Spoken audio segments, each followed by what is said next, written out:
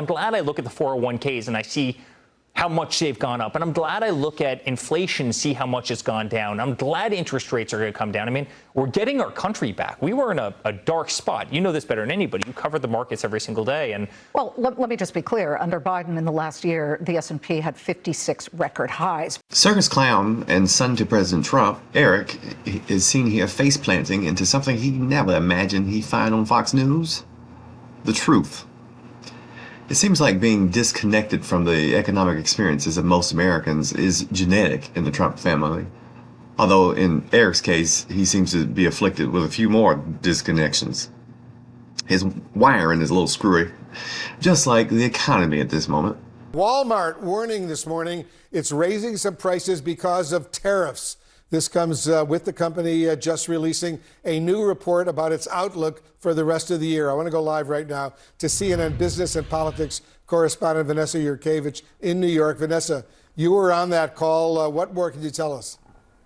Well, America's largest retailer, largest employer, and really a bellwether for the U.S. economy, posted strong sales growth in the second quarter, but definitely faced some headwinds from tariffs. And we saw that profits in the second quarter did not meet Wall Street's expectations. And that's actually why you see Walmart's stock down right now about 4.5%.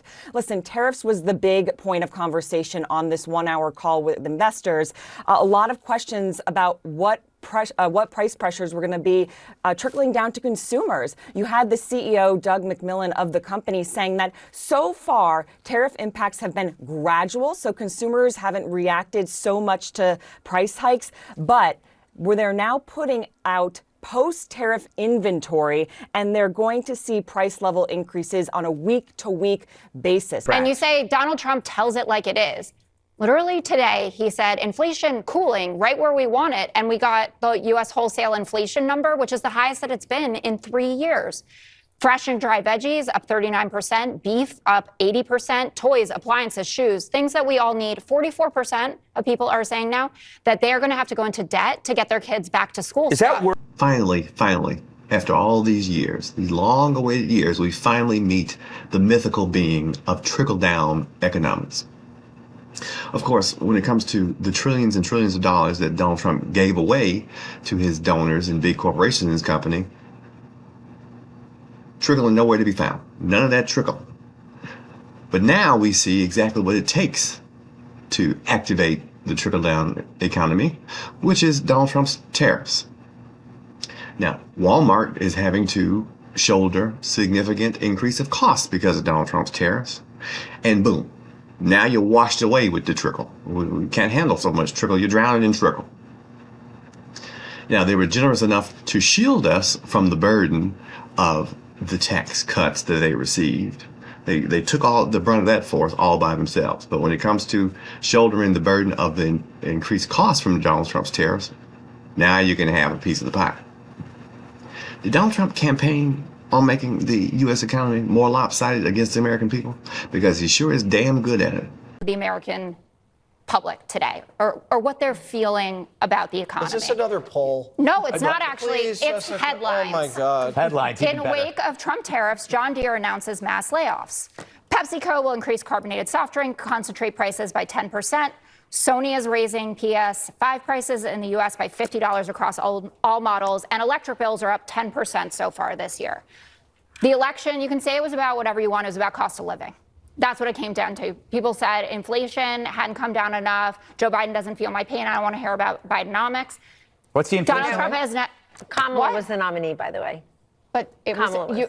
No, I'm well aware of how the election went, but it was about the Biden administration. I was worried you were going to say that Diet Coke was going up in price, and then no, when just that happens, you better call me. Well, Coke actually did say that they were going to be raising prices. Oh my gosh, I'll have to drink water. What the hell was all that even? I mean, I understand Jesse Waters' reaction. He hates numbers because he's 7 years old. But everybody else started stroking out. The very instant Jessica Tarlow started bringing up facts. Kellyanne Conway's like, well, actually, Kamala was the nominee. Well, actually, that had nothing to do with the point she was making. Well, I like Diet Coke. The Republican establishment doesn't give a shit about you. They think you're a joke. But the American people, you'll be surprised to find out, are not quite in a laughing mood. While the labor market appears to be in balance, it is a curious kind of balance that results from a marked slowing in both the supply of and demand for workers. This unusual situation suggests that downside risks to employment are rising. And if those risks materialize, they can do so quickly in the form of sharply higher layoffs and rising unemployment. At the same time, GDP growth has slowed notably in the first half of this year to a pace of 1.2%, roughly half the 2.5% pace in 2024. The decline in growth has largely reflected a slowdown in consumer spending. As with the labor market, some of the slowing in GDP likely reflects slower growth of supply or potential output. Turning to inflation, higher tariffs have begun to push up prices in some categories of goods. How many companies have moved 100% of their manufacturing to the United States since President Trump took office? Well, the answer, pretty clear, 0. So, fewer jobs, less income made, and things are costing more. Plus, the tariffs, when they were conceived by this administration, were promised to bring manufacturing back to the United States. And so far, 0 have done that. No companies have increased their production in the United States. We're still waiting. Yet President Trump keeps touting this economy as some sort of feat of miraculum that he has accomplished, like we're all getting rich or something.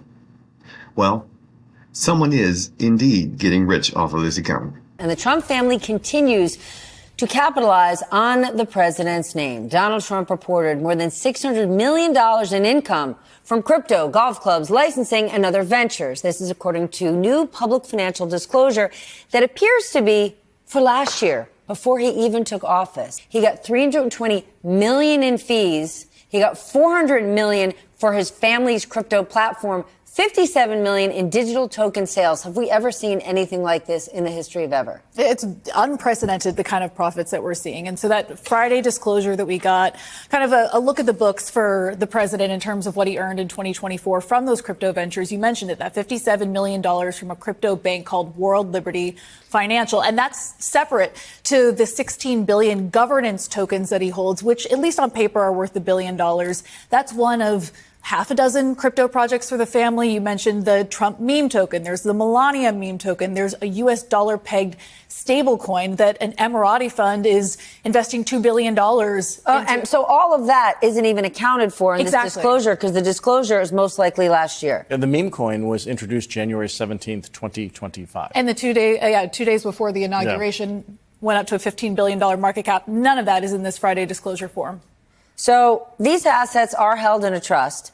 And Don Jr. says, hey, my dad doesn't have access to it, but it's Don Jr., his eldest son. Does this not present enormous conflicts of interest? Yes, this question is somewhat rhetorical. It is somewhat rhetorical. It's beyond comprehension in so many different ways. When government officials were elected, they were required to divest their interests in private companies that they owned or publicly traded securities in some instances, particularly in the case of the president, and put in a blind trust. And the fact that we know about all this stuff, and it should be in a blind trust the president doesn't even know about, what the assets are, what the asset mix is, what his manager is doing with the money that he has. Everybody knows what he's doing. This certainly in my lifetime, we have never seen anything that resembles this level of conflict. So while you're busting your tail and breaking your back trying to keep gas in your car and food on the table of your family, this president and his family is making money hand over fist with 2-bit scams and just straight up theft, with the most blatant corruption that we've seen in the history of this country. Trump won re-election because he convinced, in my opinion, beyond all reason and rationale, some folks, particularly MAGA and independents, that he understood the pains, the economic pains and economic tensions that they were feeling, and that he could fix it. And the only thing he ended up fixing was the system, like a mafia don fixes a boxing match. He fixed it in his favor so that money flows straight into his pocketbooks, out of your mouth and out of your pocket. Hopefully this now will finally wake up the American people's eyes, or open the American people's eyes, particularly MAGA and some of those wayward independents, to the stark reality that you cannot trust this president or the Republican establishment with your life and your livelihood. Just like you cannot trust your head in a tiger's mouth. He will bite it off, spoiler alert. Wake up!